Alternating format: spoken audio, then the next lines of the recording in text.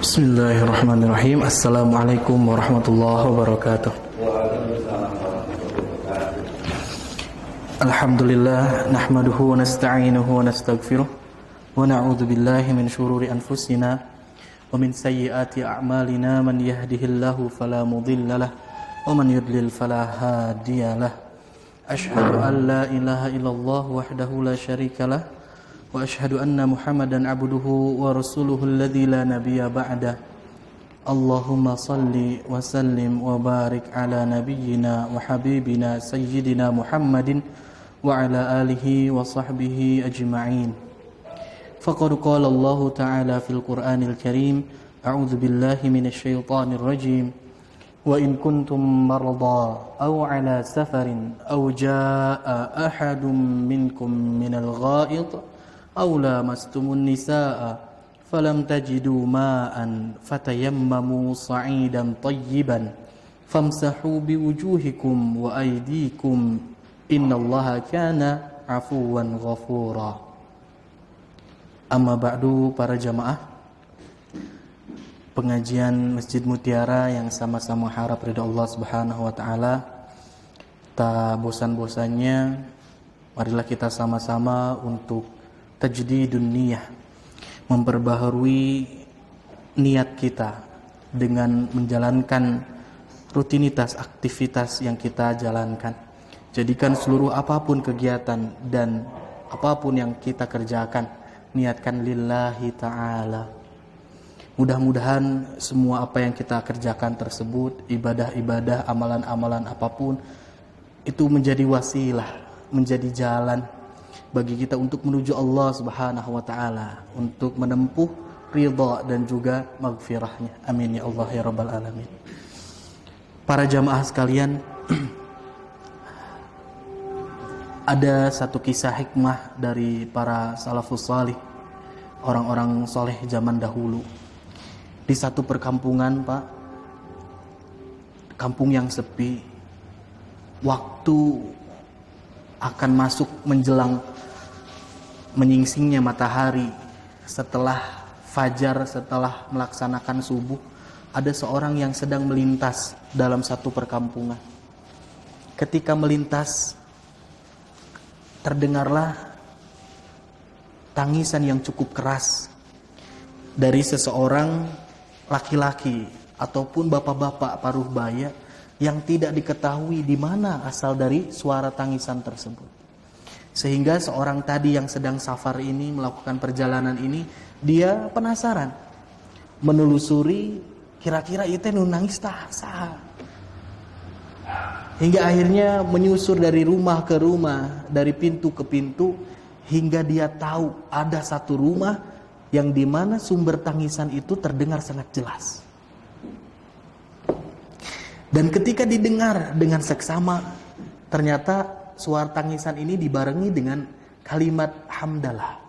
Alhamdulillah, sambil nangis gitu ya. Alhamdulillah. Tambah penasaran seorang ini. Hingga akhirnya dia mengetuk pintu rumah dari yang menangis tadi, diketuk, "Assalamualaikum." Tidak dibuka, masih menangis, bahkan tangisannya nambah kencang. Hingga akhirnya dia nambah penasaran, ada apa ini yang terjadi?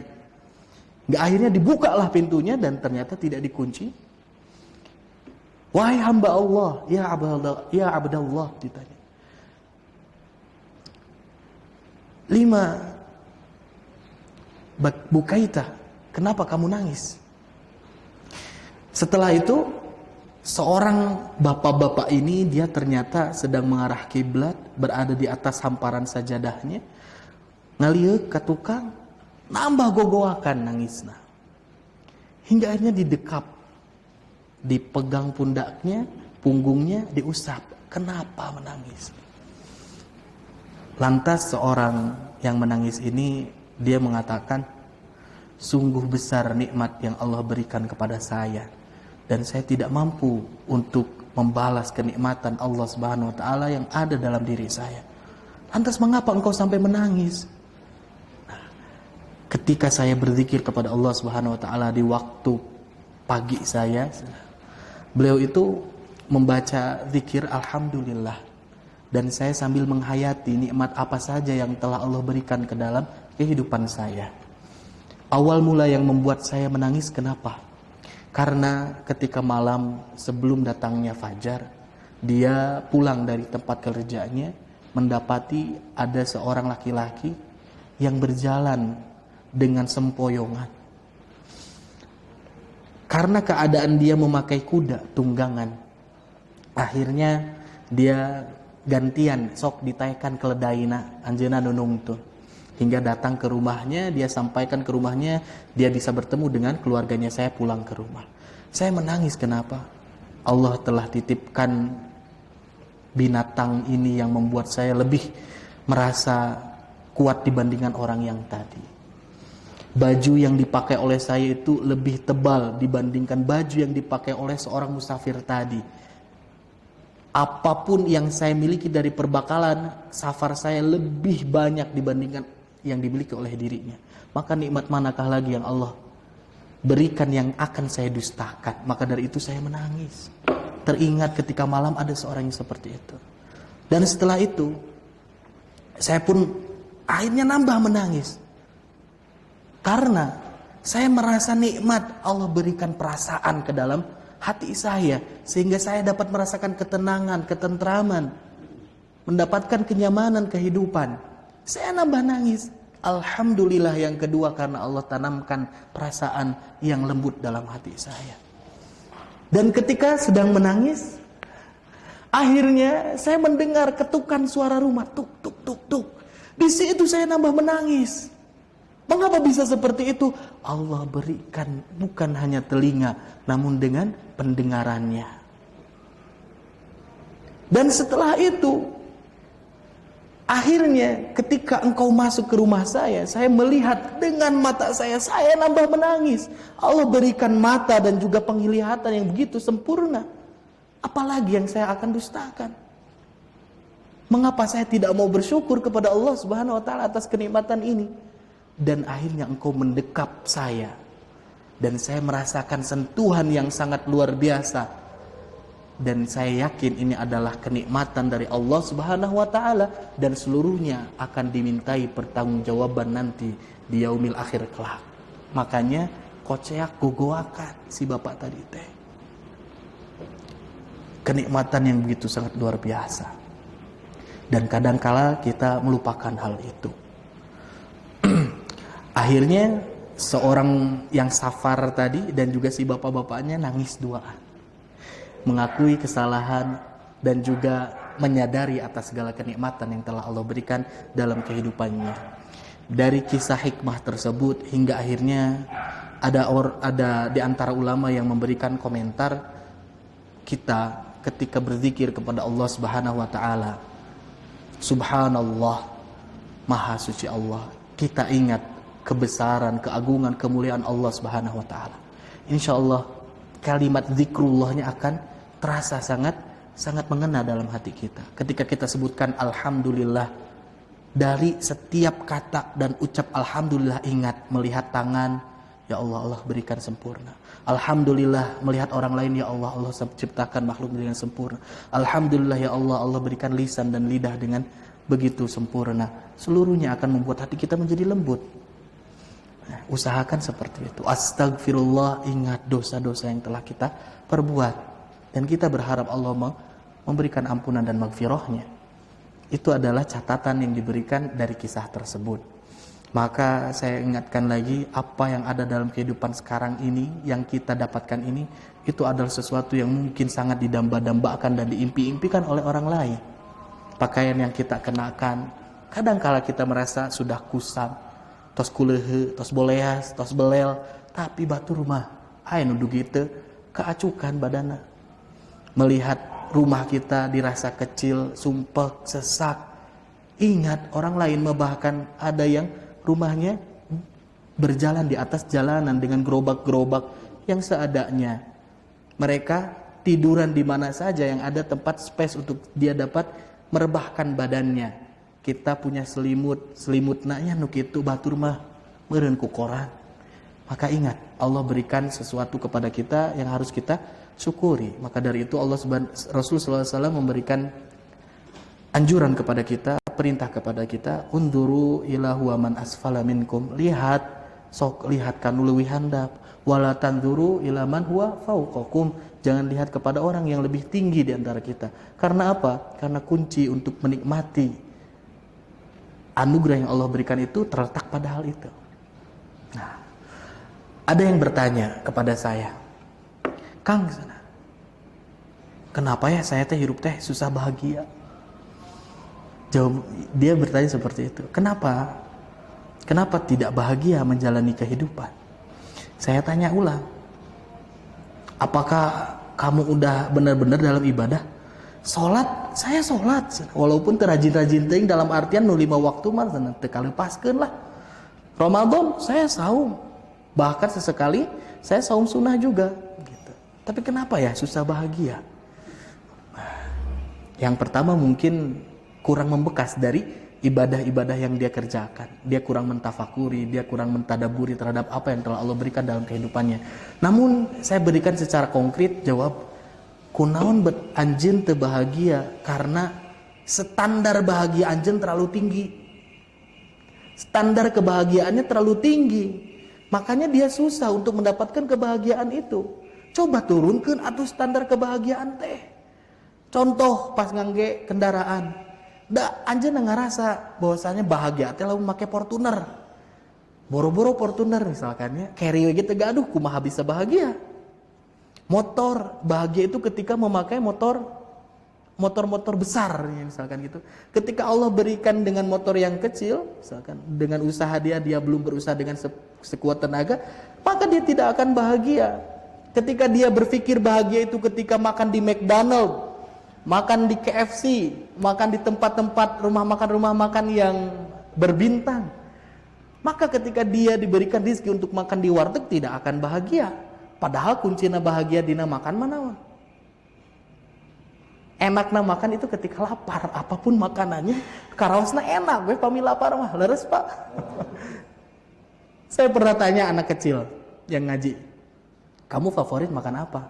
Oh saya spaghetti. Kamu suka spaghetti? Iya sana. Tapi ini adanya roti makanan yang kayak gini nggak apa-apa. Ya udah nggak apa-apa sana. Akhirnya dimakan kok anjena. Kenyang tidak? Kenyang. Saya bikin spaghetti ya, dimakan kok? Enggak. Spaghetti kesukaan kamu kan? Enggak sana. Udah kenyang sana. Coba tadi sebelum makan yang ini mah sana. Gitu. Sesuatu yang kita harapkan dan damba-dambakan itu pun tidak akan merasa enak, tidak ada rasa nikmat ketika perut kita sudah terisi penuh. Ya, entakna pami abdi manguping ya masjid bade aya ngaliwat ya. Sa enjing siang teh tong makan heula. Nungguan liwat pandeu teh. Supados kaisian teh wah entos mah tuangeunana nu dipikaresep kosong deh. Nah, itu luar biasa. Jadi turunkanlah standar kebahagiaan itu. Gitu ya. Itulah jamaah sekalian. Kita lanjutkan kajian kita pada kali ini mengenai fikih. Kemarin terakhir sudah bahas mengenai mandi. Nah, dan kaifiatnya seluruhnya. Ini ada sedikit kaitan-kaitan masalah yang berkaitan dengan mandi. Yang pertama, jamaah sekalian, kalau misalkan seseorang sudah mandi janabah, dia mandi janabahnya itu misalkan di hari Jumat. Di hari Jumat ada anjuran untuk mandi Jumat. Ya kan? Double nih. Nah, apakah harus 2 kali mandinya? Tidak. Cukup dia mandi janabat yang pertama, maka sudah include dengan hari Jumatnya. Itu yang pertama. Atau misalkan ada seorang perempuan, di satu sisi dia haid. Ya. Dan ketika menjelang subuh, malam-malam itu ternyata haidnya sudah selesai, sudah berhenti. Pas bangun ternyata dia bermimpi hingga ada mani, junub lah dia teh. Udah mah haidnya berhenti, haidnya harus mandi tambah junub. Apakah mandinya harus double 2 kali? Tidak, cukup 1 kali mandinya untuk membersihkan 2 permasalahan yang tadi. Nah, itu kalau misalkan ada yang double seperti itu cukup 1 kali. Namun diniatinya, nah ini mah pendapatnya Said Sabiq, diniatkannya untuk membersihkan haidnya dan juga janabahnya. Pami pameget untuk membersihkan janabahnya, hadas besarnya dan juga hari Jumatnya. Itu diniatkan sekaligus dengan apa yang kita lakukan, mandinya cukup 1 kali. Yang kedua, kalau udah mandi janabah tidak perlu lagi untuk melaksanakan wudu. Idza tasala minal janabati wa lam yakun qad tawaddau yaqumul ghusl anil wudu. Nah, jadi ini udah cukup kalau udah mandi janabah tidak usah wudu lagi setelahnya. Kenapa? Karena dalam mandi janabah ada kaifiat wudu dengan wudu yang sempurna. Jadi tidak usah lagi. Tapi kalau misalkan sudah mandi janabah di akhir tos beres sarayana aya hajat, pengen kencing, pengen pup, pengen BAB. Nya eta mah wayahna kudu wudu deui, tapi ulah ibak deui. Cukup ibak nama. Wudu biar nanti bisa melaksanakan hal-hal yang ibadah yang berkaitan dengan kesucian diri. Itu yang kedua. Alasannya juga menarik ya. Kenapa misalkan tidak harus wudu lagi setelah mandi janabah? Karena penghalang-penghalang melakukan ibadah-ibadah wudu itu lebih sedikit dibandingkan penghalang-penghalang orang yang junub. Li'anna mawani al-janabah aktsaru min mawani al-hadath. Lamun misalkan jalmi teu acan wudu, gaduh hadas kecil, tos popos misalkan, tos bobosnya, dia itu cuman tidak bisa melaksanakan sholat, ya, tidak bisa menyentuh Quran misalkan ya, membaca Quran dengan memegangnya, tidak bisa tawaf, tapi dia masih bisa untuk berdiam diri di dalam masjid, ikut kajian. Nah, siga ayeuna ngariung di dinya. Tapi lawan jalmi junub sanes nganukul teu tiasa salat. Ka masjidna ge ulah. Cicing di masjidnya juga sudah tidak boleh. Itu adalah untuk halangan-halangan orang yang junub. Maka dari itu halangan orang junub itu lebih banyak dibandingkan orang yang harus berwudu. Jadi ketika udah mandi udah beres, nggak usah wudu lagi. Yang ketiga, nah ini pendapatnya Said Sabiq menyatakan bahwasannya boleh bagi seorang yang junub atau misalkan setelah haid ini perempuan untuk memotong rambutnya dan juga menggunting kukunya dan juga wal furuju ila suqi wa ghairihi min ghairi karahiyah, dan juga boleh bagi orang yang junub ini untuk pergi ke pasar, ke suk ya, pasar, dan juga ke tempat-tempat yang lainnya yang tidak ada larangan dan kemakruhannya. Ini boleh. Ya.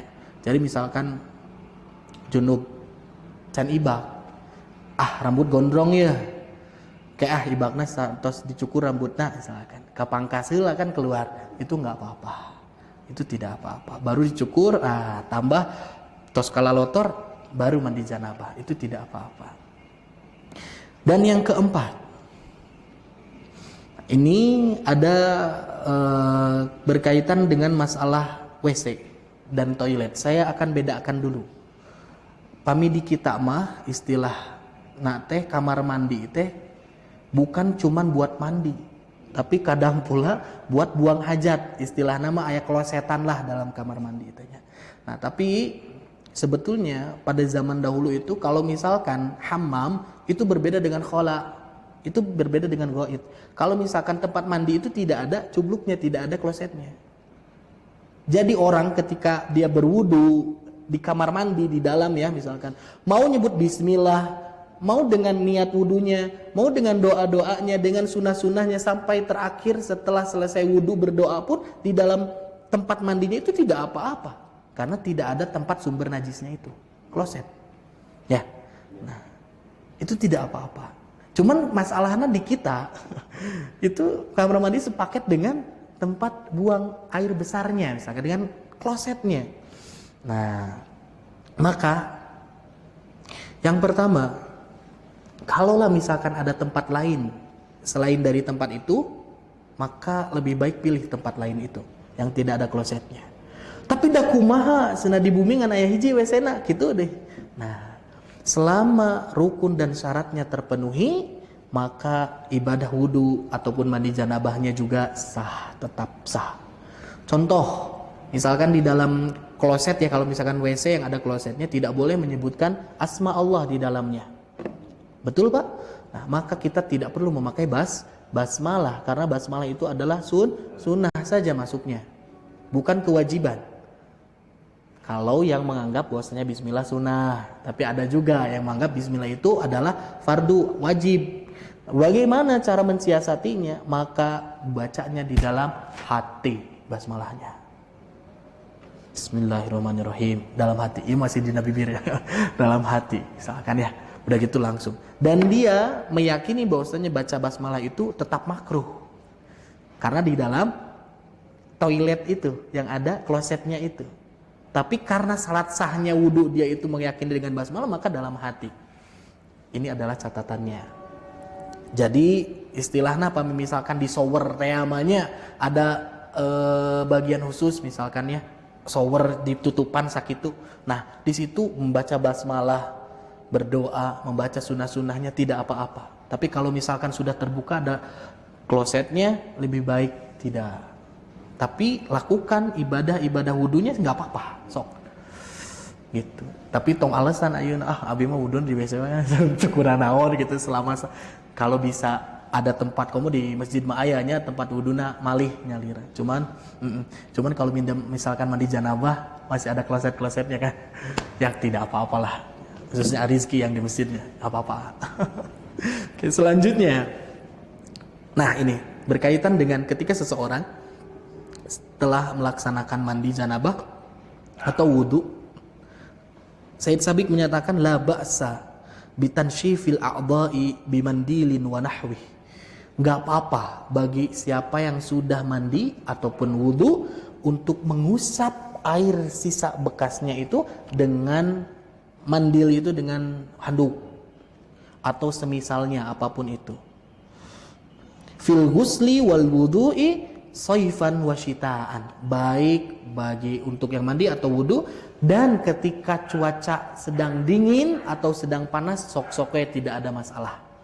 Makanya di masjid-masjid di kota Bandung banyak setelah tempat wudhu atau WC itu disediakan tisu-tisu. Dan ini cukup penting bagi para pekerja karena kalau misalkan tangannya masih basah segala macam, kan dia pakai tangan panjang ya, maka dia bisa usap dulu. Jadi teka basahan lah, gitu. Dan itu tidak apa-apa, tidak apa-apa. Mengusap bekas sisa dari air. Dan yang keenam. Tidak apa-apa lirajuli an yagtasila bi baqiyatil ma'il ladzi igtasalat minhul mar'atu wal aksu. Enggak apa-apa bagi seorang laki-laki yang mandi di bekas air sisa dari mandinya perempuan. Nah, karena ini kita sudah tahu bahwasanya Nabi SAW sungguh sangat romantis ya. Ibakna sarang salah satu istrinya dengan seluruh istrinya ketika dia bermandi kan ya. Sering mandi berdua dengan istrinya dan ini tidak apa-apa. Sampai-sampai kan dengan ieu mah Sayyidah Aisyah mah daili tong diseepkeun sesakeun kangge abdi Nabi sesakeun kangge abdi. Bahkan nabinya kadang-kadang da'li jangan dihabisin sisakan untuk saya.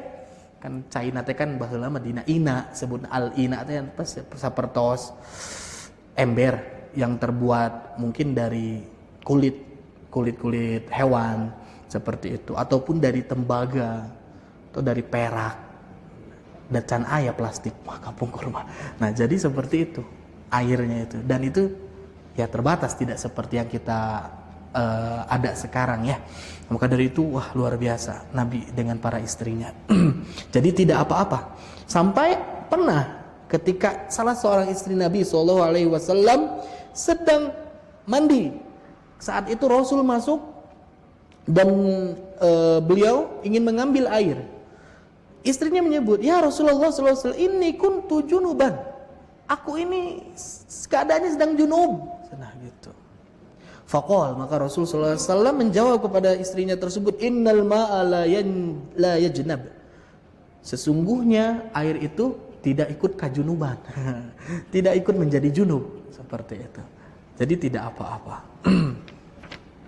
Nah, nukat 7 yang terakhir nih. La yajuzul ightisalu uryanan bainan nas. Tidak boleh mandi uryan telanjang secara bulat di hadapan manusia. Di hadapan istri boleh. Di hadapan suaminya boleh, asal tong suami batur. Li'anna kashfal aurati, karena sungguh bahwasannya terbuka, tersingkapnya aurat dan dapat dilihat orang lain itu adalah haram, sesuatu hal yang haram, walaupun laki-laki dengan laki-laki.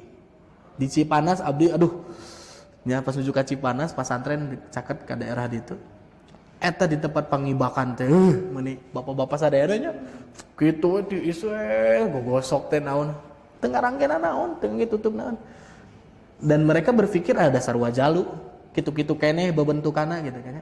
Tapi tidak boleh seperti itu. Dalam Islam itu tidak boleh seperti itu.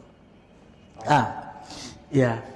Wa fa inis istatoro. Nah, ini tambahannya fa inistatoro bi tsaubin wa nahwi fala ba'sa. Tapi pami misalkan di satu tempat, misalkan tempat ibak teh nu sasarengan ya.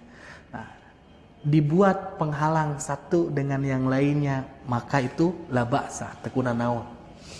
Tempat nama sareng ya, tapi ada tutupnya sehingga auratnya tertutup. Itu tidak apa-apa. Karena ini pernah terjadi bahwasanya Rasul sallallahu alaihi wasallam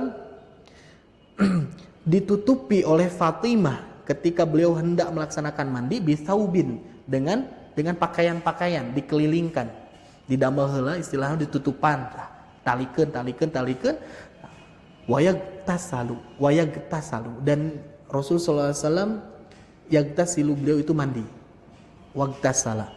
Amma law iktasala uryanan ba'idan an a'yunin nasi fala mani'a minhu. Namun ada catatan, apabila misalkan ada yang mandi dengan telanjang bulat, ba'idan min an a'yunin nas, jauh di pandangan jalmi teh, istilahna apa me urang mah sasoranganan dicurug. Tak asa saha, yakin tak asa saha. Dan itu tidak mengapa, fala mani'a minhu. Jadi itu kunana.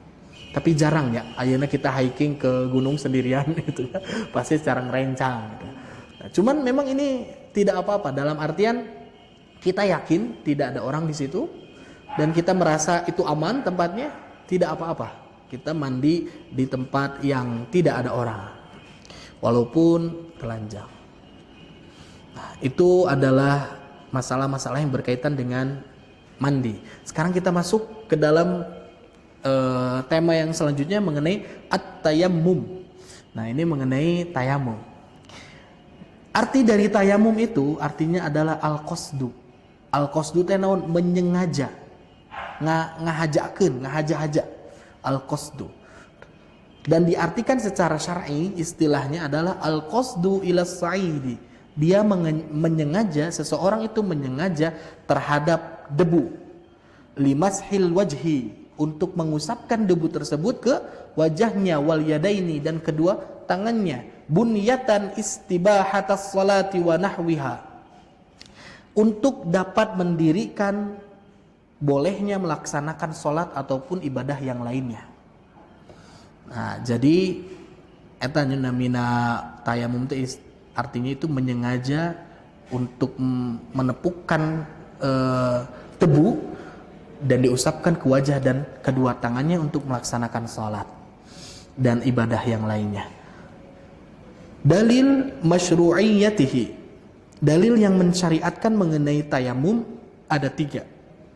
Pertama, sumber dalilnya itu dari Al-Quran, kedua dari sunnah Nabi SAW, yang ketiga dari ijma'.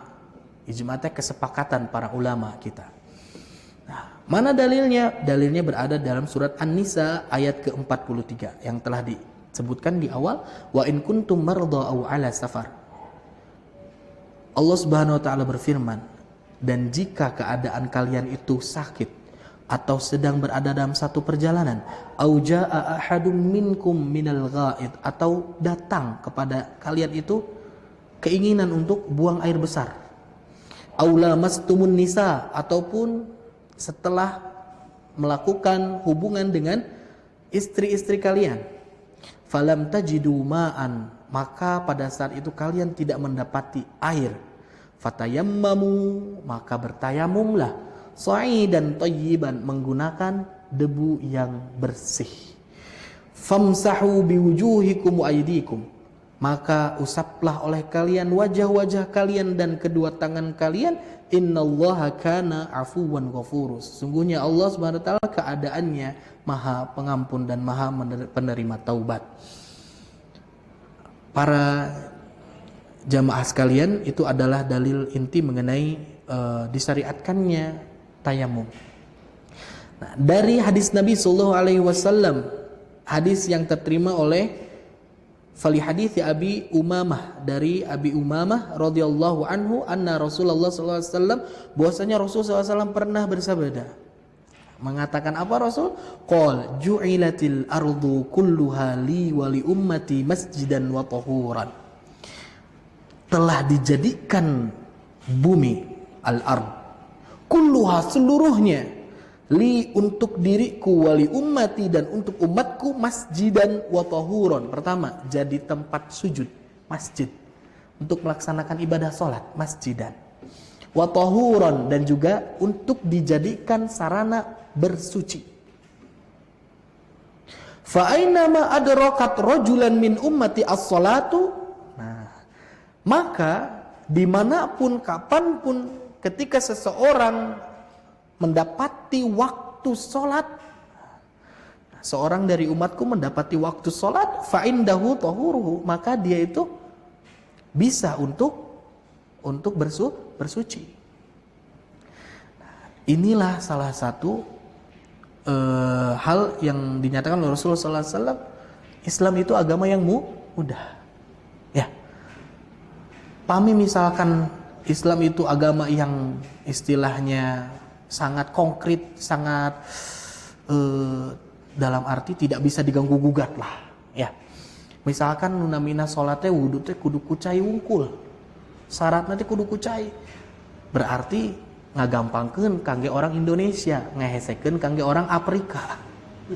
Ya, kalau misalkan toh sholat itu hanya boleh didirikan dengan berwudu menggunakan air, maka orang-orang Afrika banyak yang mati. Kenapa? Karena ketika mereka ingin menegakkan syariat Islam dengan sungguh-sungguh, berhadapan dengan maut, air sakedik buat minum saja sudah susah. Ya, maka dari itu mudah agama Islam itu. Maka digantilah, ada badalnya. Ketika tidak ada air, maka dengan tayamum. Itu salah satunya. Jamaah sekalian, dan terakhir itu disyariatkannya tayamum itu berdasarkan ijma'. Fali annal muslimin ajma'u ala anna tayammuma masyru'un. Muslim seluruh dunia sudah bersepakat ala anna tayammuma masyru'un, bahwasannya mengenai tayamum ini adalah sesuatu yang disyariatkan dengan jelas, badalan, sebagai pengganti anil wudu'i wal ghusli, ganti dari wudu dan juga mandi, fi ahwalin khassatin, dalam keadaan-keadaan yang khusus. Jadi tidak semena-mena oge gitu ya. Tiris euy. Tayamum we Padahal mah tiris naon gitu ya. Tidak dia mendapatkan sesuatu yang berat, keun lah da tekuna naon. Sapar kan misalkan, da ieu mah sapar, walaupun kadinya kapayun da sapar-sapar keneh gitu. Tayamum misalkan. Nah, ini adalah sesuatu yang salah. Maka dari itu harus diperinci, didetailkan, dan juga dilihat ketentuan-ketentuan kekhususannya ini. Nah, para jamaah sekalian, ikhtisasu hadhil ummah bihi, bahkan Said Sabiq itu menyebutkan kekhususan dalam ibadah seperti adanya tayamum sebagai pengganti dari wudu, itu pun terjadi dalam kekhususan yang Allah berikan hanya kepada Nabi Muhammad, tidak berikan kepada orang lain dan kepada nabi-nabi yang lain. Apa saja? Ini pernah disampaikan oleh Rasul sallallahu alaihi wasallam, fa an Jabirin radhiyallahu anhu anna Rasulullah sallallahu alaihi wasallam, hadis yang terterima dari Jabir radhiyallahu an, mudah-mudahan Allah beri kepadanya, bahwasanya Rasul sallallahu alaihi wasallam qala, pernah bersabda, u'titu khamsan lam yu'tihinna ahadun qabli. Aku itu diberikan 5 hal yang khusus dan tidak pernah diberikan kepada seseorang lain sebelum diriku. Yang pertama, nusirat birru'bi maisarata sahar. Rasul itu diberikan nusir itu ditolong oleh Allah Subhanahu wa taala sehingga tidak diberikan rasa takut sedikit pun ketika apa? Masirah, ketika dia melakukan satu perjalanan yang panjang sampai dengan 1 bulan sekalipun. Pak, zaman dulu kalau mau bepergian jauh-jauh nih, itu sampai pamitan teh bukan cuma sama orang tuanya, sakampung, sadesa pamitan teh. Karena apa? Dia merasa khawatir ketika dia telah safar tidak bisa pulang lagi. Karena apa? Saking beratnya safar itu pada zaman dulu. Istilahnya kita makan kapan deglang Bapak ke ujung kulon, Pak Iwan, ya paling lama 10 jam. Itu pun kalau pakai mobil umum, pribadi bisa lebih cepat sampai 6 jam. Dulu mah berbulan-bulan, berminggu-minggu. Ya. Dan di jalan teh seueur jalmi nu butuh. Ya. Butuh kanunaun. Nah kanunaun candaku urang matangna pami perjalanan jauh itu tidak pernah sendirian. Pasti dengan kabilah-kabilah yang sedang melakukan perjalanan. Wah, sabraha antayan unta gitu ya. Bersama-sama agar punya kekuatan. Bahkan orang zaman dulu kalau keluar itu disiapkan hartanya buat perbekalannya, buat jaga-jaga hartanya kalau misalnya ada yang penodong. Jambret disiapkan eta teh. Nyaketan bade ngabunuh. Iya, 10.000 lah. Misalkan 10 juta. Ya, karena saking beratnya medan safar zaman dulu. Ya, seperti itu. Maka dari itu Rasulullah SAW diberikan kekhususan apa? Tidak merasakan takut ataupun gentar sekalipun ketika melakukan perjalanan. Ya Rasul teh temannya saking kuat imanna gitu ya. Tapi ini adalah kekhususan yang diberikan kepada Rasulullah SAW. Yang kedua, Rasul diberikan ju'ilat lil al-ardu masjidan wa tahuran. Nah ini teh ya, kekhususan bagi umat Nabi Muhammad SAW itu dia dapat bersuci dengan menggunakan media yang ada di atas tanah. Istilah orang mah tadi debu teh ya.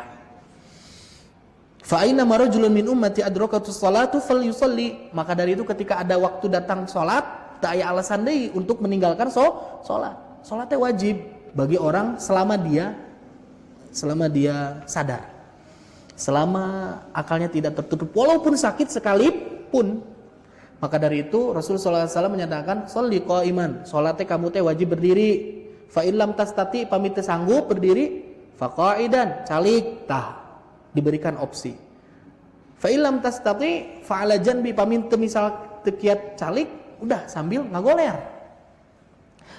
Pamit sanggup oge dengan isyarat. Sampai dengan isyarat menandakan bahwasanya sakit separah apapun selama dia sadar dan tahu waktunya sholat, maka laksanakan sholat. Kecuali pami misalkan tos koma, misalkannya tambah da kumaha deui gitu ya. Maka dari itu pami tak cai sok sholat mah sholat, karena nggak apa-apa pakai tanah juga, pakai debu juga tidak apa-apa. Yang selanjutnya wa'utiyatis syafa'ah. Rasulullah SAW itu diberikan syafaat. Ini adalah kekhususan diberikan kepada Rasulullah SAW. Dan selanjutnya wakana Nabi SAW. Nah, Rasulullah SAW menyebutkan bahwasanya seorang nabi itu keadaannya yub'atsu fi qaumihi khassah. Nabi-nabi yang lain itu diutusnya itu fi qaumihi, pada kaumnya saja, khassah secara khusus. Maka dari itu kita tahu bahwasanya dakwahnya Nabi Lut dan Nabi Ibrahim pada sesi waktu yang sama, di zaman yang sama. Nabi Musa dengan saudaranya Nabi Harun di waktu yang sama, bahkan itu saling mensupport, dorong-mendorong.